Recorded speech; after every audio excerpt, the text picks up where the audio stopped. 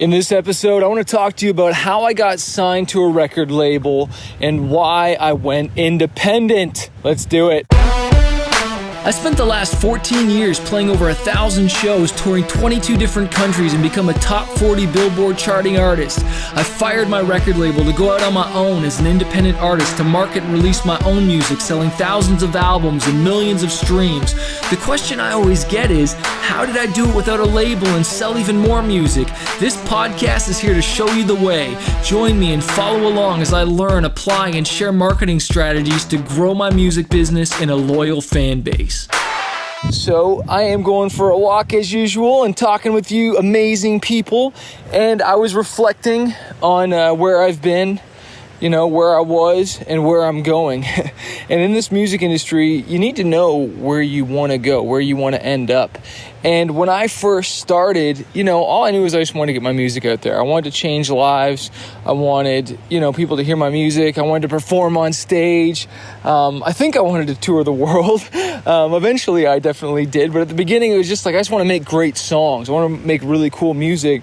But then it got to the point where I wanted people to hear that great new music. And I think that's when I realized, I wanted to get signed with a record label. That's the only way that people are going to be able to hear my music. And now with social media and all the things that are available to us amazing artists, we don't need them anymore. But I remember wanting to get signed and sending demos to different labels. I remember we even made VHS tapes. It was of my EPK, of me, of an interview of me, and different cuts of me performing and skateboarding and all this stuff. And I remember we'd, put the packages together and mail them to the labels and different things. And of course, most of the time we didn't get any feedback.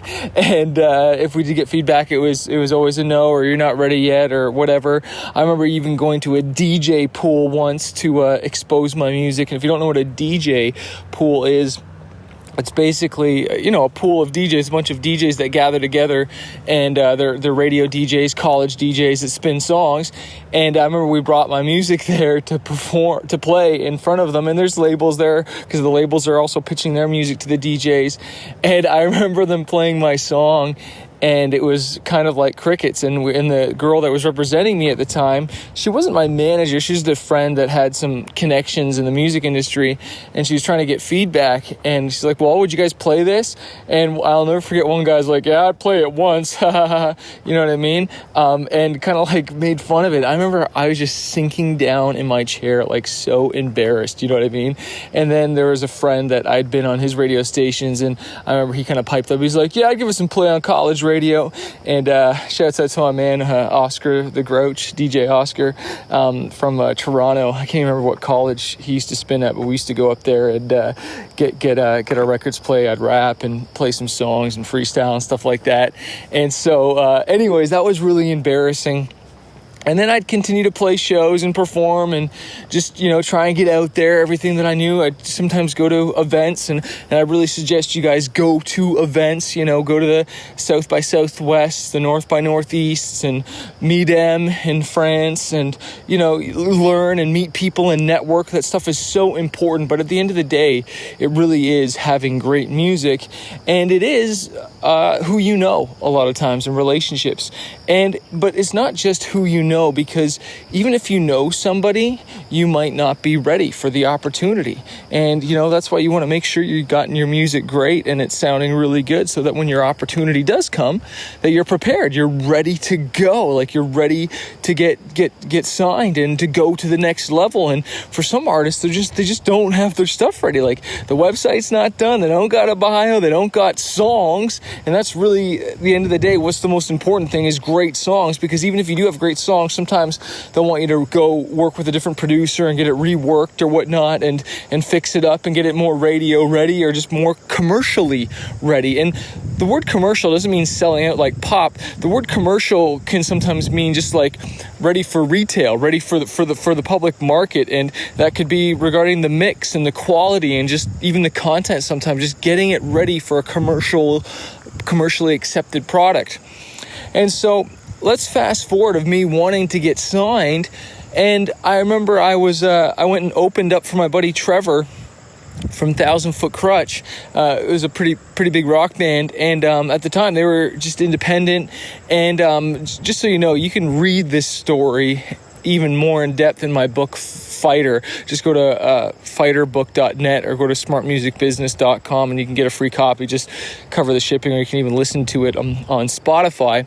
But anyways, we had the opportunity to open for these guys, and it was their CD release party, and we opened for them, and it was awesome. It was fun. It was in Hamilton, Ontario for their album release, Set It Off. And it was awesome, and I hit it off with Trev, the lead singer, and he was the one who eventually, set it up for me to do what is it called again? Like a performance, like a showcase. That's what it is, a showcase for the record label, where a couple bands perform, and the label comes out to watch you, or the A&R comes out to watch you, and decides whether they think that you're, whether they think they should sign you or not. And I remember meeting the president that night at the showcase, and we were hanging out at the merchandise table, hitting it off, and everything went well. And long story short, we had a meeting afterwards, and I was an idiot, and I brought my hip-hop crew into the meeting, and it just went south. I'm not going to get into that because I shared that in another episode. But anyways, the whole deal ended up falling apart, and it took months, if not a year, to get a deal back on the table with them. And I remember he eventually, I just kept on pursuing it. And I remember, even though the deal fell apart, because I was working on a record that time and they were going to release it, and you know what I did? I wanted to quit. I was so angry. I was so bummed out. I was so depressed. I almost quit. But I decided just to finish the record anyways, and I released it independent anyways, got some distribution. I still toured it, still played shows. And then I went back to them again, and we kept on trying to build the relationship. And then eventually he did offer me a deal.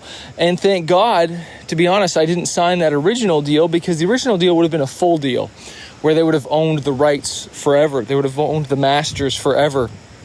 And I wouldn't own my music. They probably own a piece of my publishing. And, and so they didn't own that either. They didn't own any of it. It was just a licensing deal that I ended up signing. And I remember him calling me up and just saying, hey, I want to do a licensing deal with you. And basically, for what I understand, is he had signed a lot of hip-hop artists previously, and it was just a nightmare with the publishing, and about 7 different writers on this, and just a lot of attitude. So he just kind of wanted to be as free from any difficulty as possible. But he didn't know that I worked my butt off, and I'm actually really easy to work with and really smooth. Even though we had that one hiccup at the beginning, he probably thought, oh man, it's going to be another nightmare artist, And I'm definitely not saying that all hip-hop artists or any artists are nightmares. There's issues with all kind of artists, doesn't matter what genre it is. And that's why you always want to be cool, and have a good attitude. But anyways, so we signed with them, and we did the licensing deal. And what that means is they had rights to my record for 7 years. Sometimes it's 5, sometimes it's 3, but they had rights to sell and distribute my record for 7 years. And they were able to do that with worldwide, sell it, distribute it worldwide, and had the master rights to it for 7 years to sell it worldwide except for Canada. And my lawyer excluded Canada so that I could continue to get grant money from Factor and different grant situations in Canada. I had to be able to own the master rights there. And so thank God for my lawyer for that, because that really saved my bacon. But 7 years was a long freaking time. But let me tell you, 25 or in perpetuity, where it's forever, that's even longer, because now I think I released my first record in 2004, and now it's 14 years later. And one of the only reasons I'm one of the survivors from all the artists that got signed and, went with labels and had big deals, I'm one of the only surviving artists. And that's because I was able to get my records back and eventually, get that money to me, because, I signed that deal thinking I was just going to blow up and everything was just going to happen for me, and the label was going to do this and the label was going to do that. I didn't even get an advance on my first deal. I paid for the record. We did all the design. I think they gave me $1,000 one time for a music video or something, but it was I really, it's almost even though I got signed, they're still just testing me out. They kind of sometimes, there's this analogy where a label will just sign a bunch of artists, and they'll throw you up against the wall like spaghetti, and whatever one sticks, that's the one that they go with. You know, they sign a bunch and put a little bit into each one and see which one blows up, and then whatever one's really blowing up, that's the one they put more money behind. And that's almost like the same thing you got to do with your songs. You know, when you release an album, when you release an EP, you know, you got to put a bunch of stuff out there and see which one sticks, see which one hits, and which one does, that's the one you want to put the money behind and really push it. And that's why, you know, I've learned the hard way, where I've shot in music videos and stuff for songs that I thought was going to be the big single, and it ended up not being it. And it was like, dang, dude. Like, we shot this music video for a song called Let You Drive, and we had like a drone, and we, you know, had a cool location at this racetrack and hired a race car driver and stuff. I spent a lot of money on that video, man. And honestly, dear God, like, I wish I'd spent it somewhere else, you know, but I didn't know. And so learn from that mistake for me. And that was actually an independent record that I owned, which leads me to this. After being in the label system as long as I was, you know, they did connect me to EMI, which is how the label in Japan, EMI, found me. And the A&R there really loved my music, and that's why they ended up, you know, not signing me, but they ended up taking it and blowing it up in Japan. But it wasn't because of the label in the US. They just happened to have an EMI chain.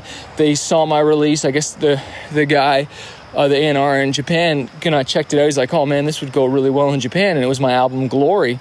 And so they did a special imported 10,000. Those sold out in the first week, imported another 10,000. Those sold out. And long story short, I ended up just blowing up in Japan and going down there and booking tours. But I want to tell you this. When I was starting to sell tens of thousands of records in there, all of a sudden I'm getting emails from the A&R and the record label saying, oh, Chris, we want to sign you to a full deal, dude. You don't want just a licensing deal. You want a full deal. And, you know, just give us your publishing and give us this and sign this, and we'll set up a tour for you in Japan. And it was funny because during that, when they got that email, right when I had found out I had been blowing up in Japan, I remember I had just gotten out of church, and I was like, God, what do you want me to do with this whole Japan thing?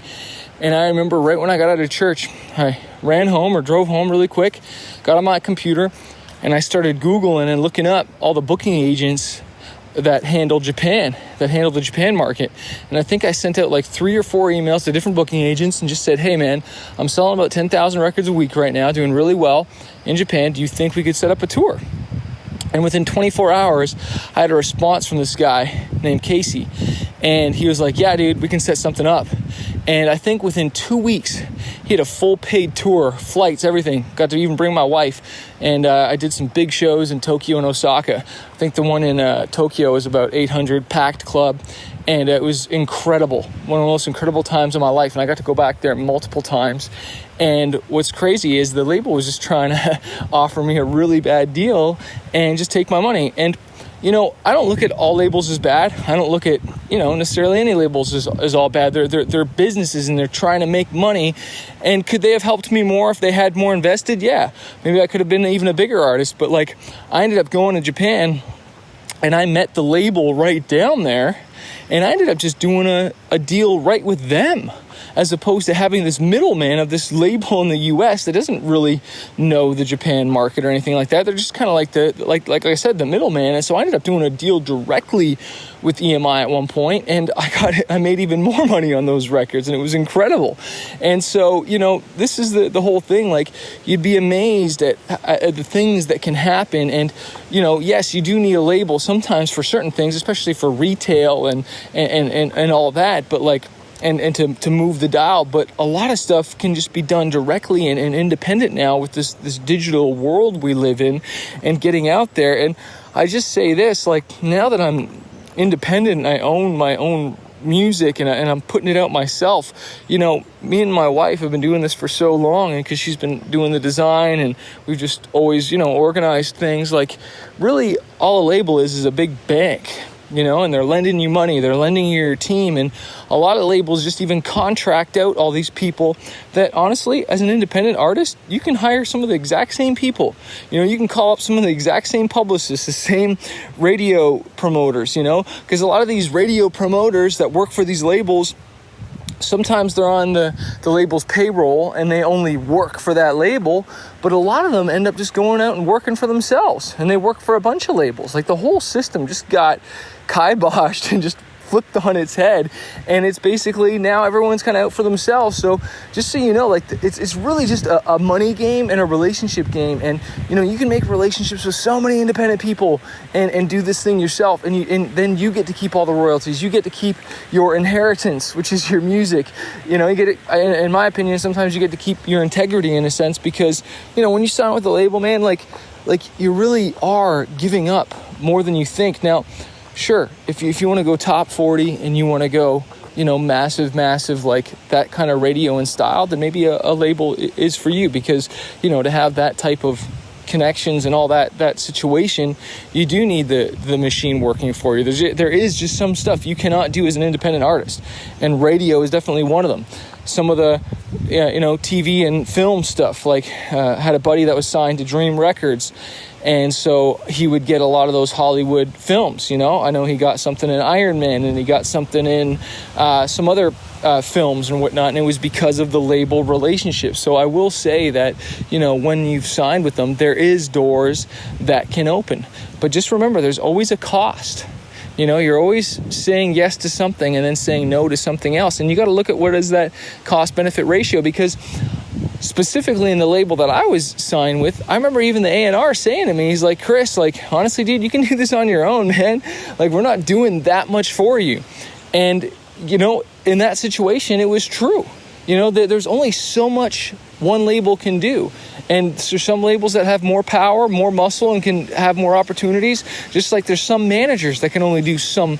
There's A-level managers, and there's A-level record labels, and then there's B and C level. And just some have more muscle and the ability to get you on certain tours and certain things, and some that can't. But at the end of the day, man, if your music blows up, if you got fans and they're buying your music and you got something hot going on, you can call the shots. You can design the how the deal looks and the structure, and you can negotiate. Okay, you can negotiate, and that's the best position to be in when you've got the fans, you've got the hits, and negotiate. But just remember, man, don't sleep too long on opportunities. When an opportunity comes, know when you should jump on it. Know when you should pass on it.